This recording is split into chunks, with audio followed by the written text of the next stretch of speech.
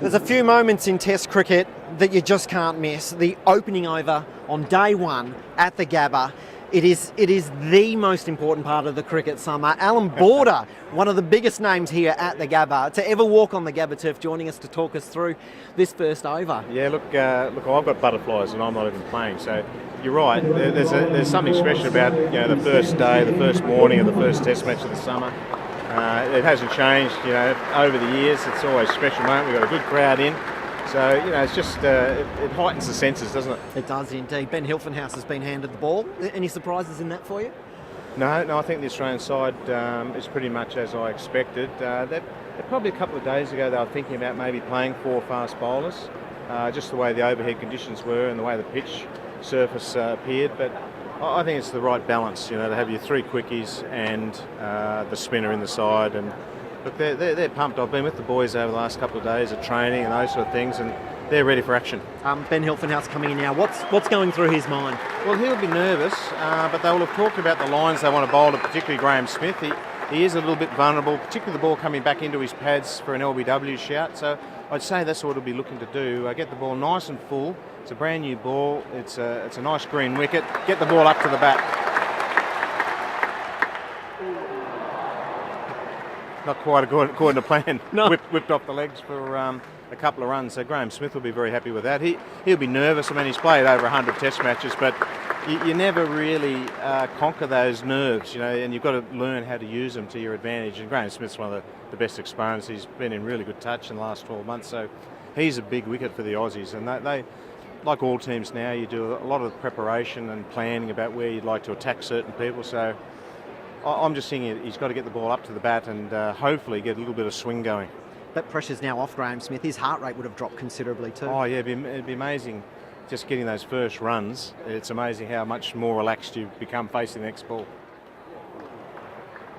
Same again, but we've got a man in the deep there, which is interesting, although it is a man in the deep that you might have there for an attempted pull shot that doesn't go right.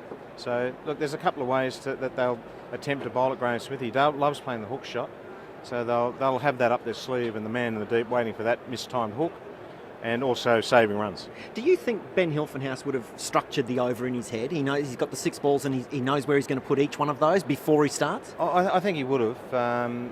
You do that, like pre-shot routine they talk about in golf. I think bowlers are much the same. Batsmen go through certain routines that they do, marking the crease and hitching their pads and fiddling with their thigh pad and all that. You become it's a routine you go through, and I assume bowlers are very similar way they do things. And he'd have in his mind exactly where he'd like to bowl to the respective batsman. You've got one left-hander that you're going to bowl a certain line to, and now right-hander is on strike. So you just subtly go through your mind exactly what sort of delivery you want to be bowling. And that's a beauty. No edge, but a lot of carry, a lot of bounce. So the surface will be good here at the Gabba. I mean, there's a lot been talked about it. It's fairly green, but it's nice and firm. I think the ball will do a little bit, particularly the new ball, and that's the time to strike. The crowd's reaction to that ball then, I mean, nice bit of sound out of the crowd. Do you hear that out in the middle? Yes, definitely. I mean, there's certain things that you can block out, particularly if you're batting and you're concentrating on the bowler, you don't tend to hear things. But certainly in that situation where there's a big roar about play and miss, you're aware of it as a fielder. It does lift you when the crowd's behind you, supporting you. And but as a batsman, you're trying to block it all out. Rob Quiney got his cap. You presented his cap to him this morning. I mean, that's a really special moment for anyone. He's got the advantage of fielding first to sort of wear those nerves off a little bit. That's right. Ease yourself into it. I was exactly the same. I fielded first on my Test debut, and I really enjoyed it because it gave you a chance to sort of get into the feel of what Test cricket's all about. I mean, you read about it, you hear about it, you dream about it, but until you actually do it, it's a totally different atmosphere. And Rob will be going through that at the moment. He'll be hoping and praying that an early catch comes to him at gully there, and he takes the catch and away you go. And that's the end of that first over. Yeah, look, good solid first over. The pitch didn't seem to be playing up too much, coming onto the bat nicely, so I think we're in for a classic Test match. AB, thanks for the insight. Cheers, pleasure.